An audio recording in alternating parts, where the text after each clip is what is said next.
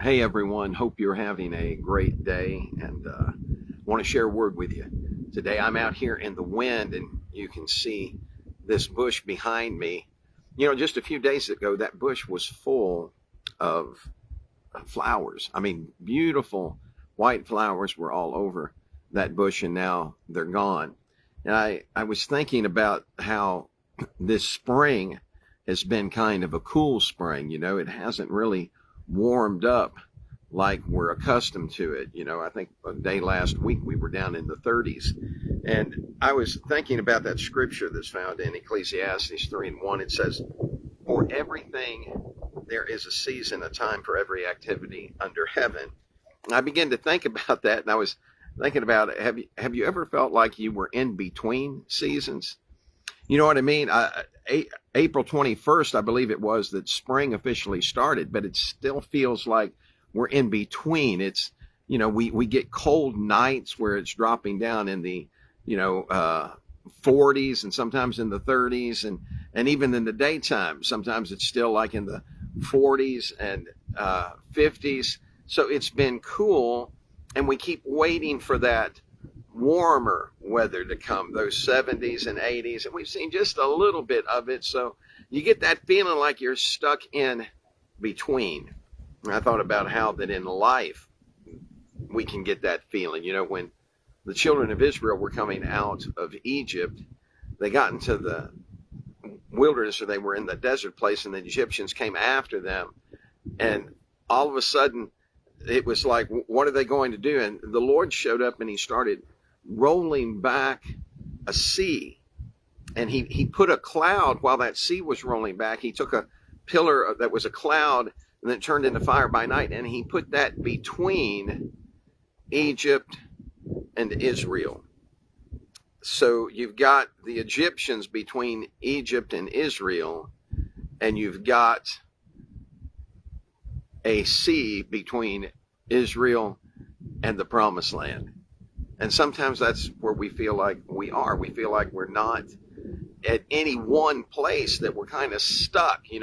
Years ago, there was a song that said, stuck in the middle with you. And I thought about how when we get there, sometimes we just don't know what to do. We're looking for direction. We're looking for answers. And we feel like we can't go forward. We can't back up. It's like, you ever get where you're approaching a red light, or the light's green and it's turning yellow, and you've got your speed build up, and you're thinking, oh no, it's yellow. I'm not going to, and you're trying to figure out, what do I do? Do I slam on the brakes? Do I accelerate? Well, I'm stuck. And sometimes that's not a good feeling, is it? So this is what I want to share with you today. I want you to understand that anytime you feel stuck, you're not alone. God is right there with you. God was right there where the Egyptians were on the other side of that pillar of fire, and the sea hadn't quite rolled back yet. But God was right there in the midst of that. He was right there making sure that Israel was going to be all right. And he's right there with you. He's right there making sure that in your in-between time, you're going to be okay.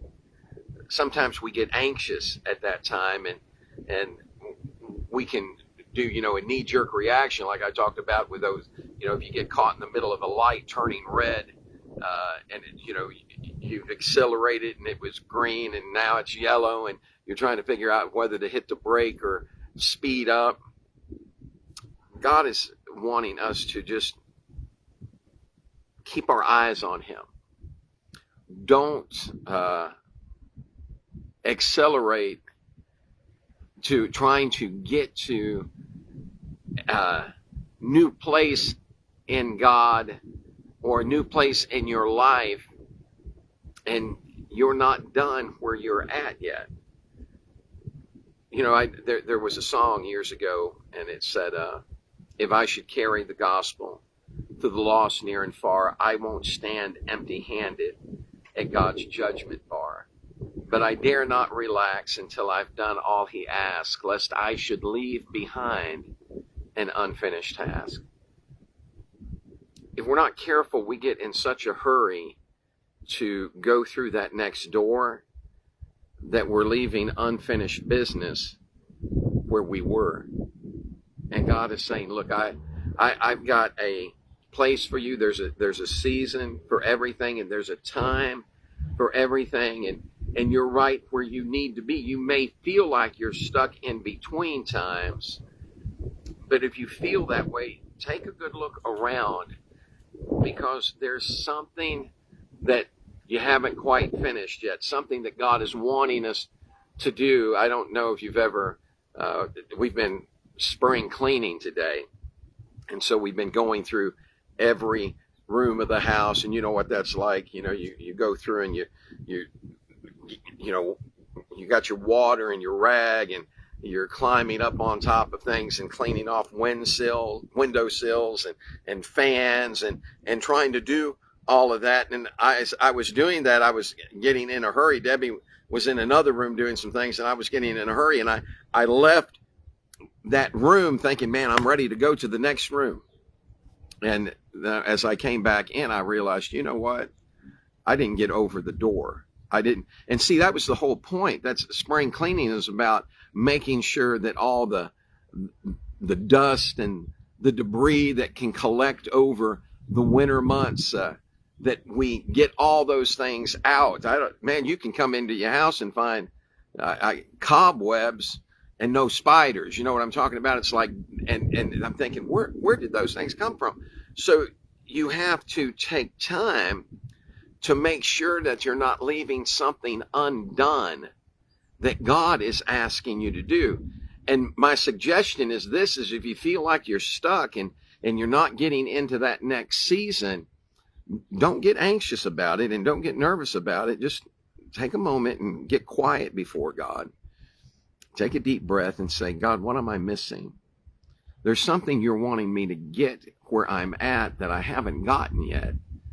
And so I don't want to jump the gun or, move too quick. I want to make sure that I'm getting everything out of the season that I'm in, out of between. But I know really what's going on is there's something you're trying to bring to my attention, that you're pouring something into me. You're trying to get something to me where I'm at right now before I move into that next adventure, that open that next door.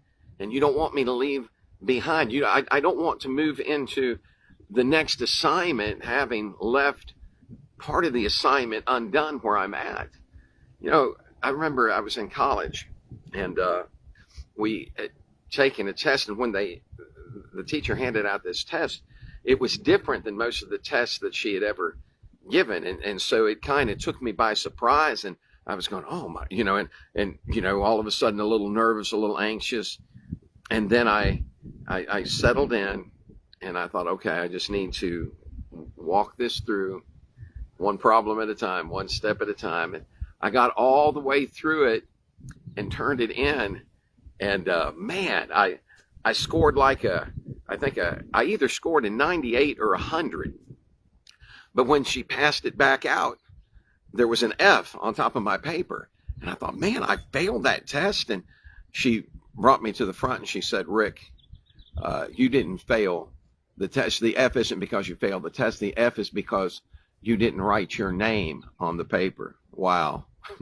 I got so excited about taking that test, and I got a little anxious when I started to see problems that I hadn't seen before, and a format I hadn't seen before, and I got so excited about it and so anxious about it, I forgot to identify I was the one taking the test.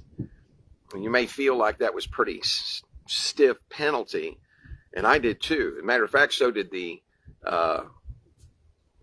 office management, and when they found out what she'd done, they made her give me an A. They deducted 4 points, and I still got the A. But what I'm saying is this: if there hadn't been someone advocating for me, I would have failed. Would have failed that test, man. And this is what I want you to hear: you're not alone. You're not going through Whatever it is you're facing, you're not going through that all by yourself. There's someone advocating for you. As a matter of fact, that's what the scripture calls him, our advocate, Jesus Christ, the righteous. He's our advocate with God. So you don't need to be anxious, and you don't need to worry or begin to wring your hands and say, man, when is this door ever going to open? How am I going to get to this next point in my life? Just relax. Let God show you the way through. And you know what? Here's the good news, is once you step through that door, you're going to be certain that you've accomplished everything you were supposed to when you left where you were. I don't want to leave anything undone. Do you? Let me pray for you today. Father, I thank you for your goodness and your love. I thank you, God, that you're so mindful of us, God, that when we're forgetting something or we're about to leave something undone, that you close the door and cause us to pause when we feel like we're stuck in between. It's not really stuck. It's just that there's something else that you're trying to get to us, something else that you're trying to show us. And we thank you for that. I pray, God, that you'll just reach your hand out on to those that are listening today and let them feel your tangible presence right there with them. Let them know that they're not stuck, that they're right where they need to be, and you're going to show them everything you want them to do before that next door opens. We thank you for that in Jesus' name. Amen. Hey, love you all. Now remember this, it may feel a little cool for spring. Just enjoy where you're at right now, because before long it's going to get hot, and then you're going to be going, oh, I wish I had some of this cool weather. So when you feel like you're stuck in between, take a moment, enjoy where you are, go to God and say, let me get everything out of this season I'm in. Let me get everything out of this moment I'm in that you have for me here. I don't want to step into my next assignment having left something undone. We love you guys. You have a great day, and I'll see you next time. Bye-bye.